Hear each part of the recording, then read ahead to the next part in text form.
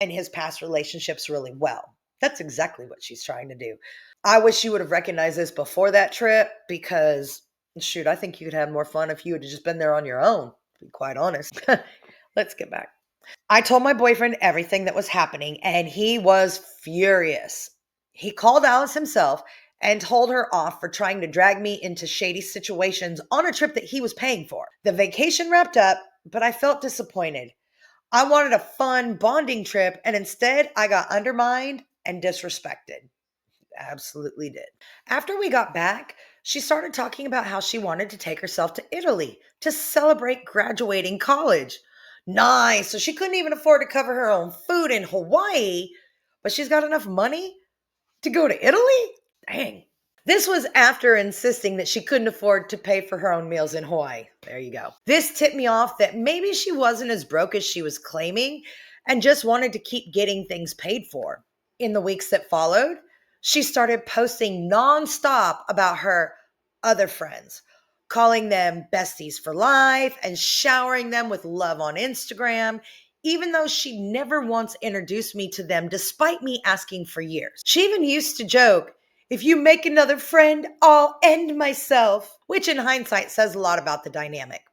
Since I didn't have a big friend group at the time, I couldn't help but feel like she enjoyed having me depend solely on her, as she was kind of enjoying knowing I was viewing her stories of what looked like her having a blast with all of her friends and not inviting me.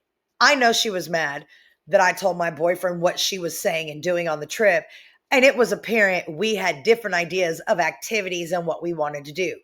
Hers was talking to guys and partying versus my idea of relaxation, enjoying nature, and sightseeing. Eventually, I confronted her.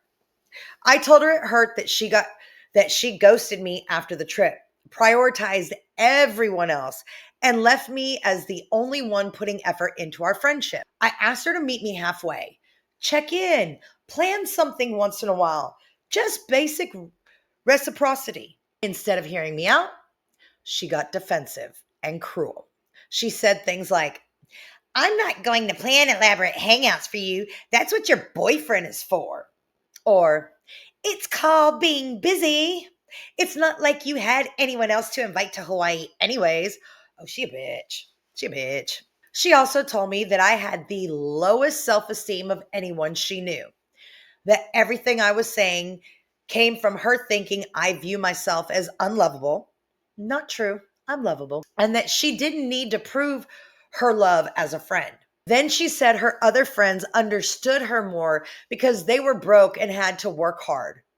Mind you, I worked 2 jobs through college and am independent from my own parents. The only recently financial breathing room I've had is because of my boyfriend's support. I asked to talk things out over the phone or in person. She refused. Only wanted to text. See, she's trying to ghost you here because she does not want to face her actions, but you're kind of forcing her because you keep pushing it. So I see what you're doing here. Eventually, the friendship ended because she wouldn't say sorry for anything. Not even kissing my boyfriend, saying that since I wasn't mad when it happened, that I had no right to bring it up now and be mad.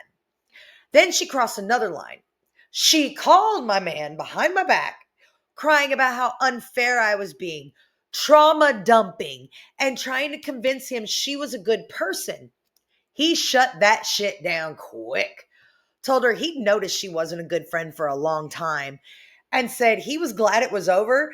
And just because I was too naive to see that she had been a bad friend this whole time doesn't mean he was. After that, she blocked me on everything. Through a mutual friend, I saw on Instagram that she started wearing my clothes, things that she had stolen from me, including an expensive sweater that she had told me she couldn't find. Well, duh, didn't she supposedly give your shirt to somebody she hooked up with in a in a bathroom? We haven't spoken since, despite her parting words that all the friends that have ever cut her off have always come crawling back.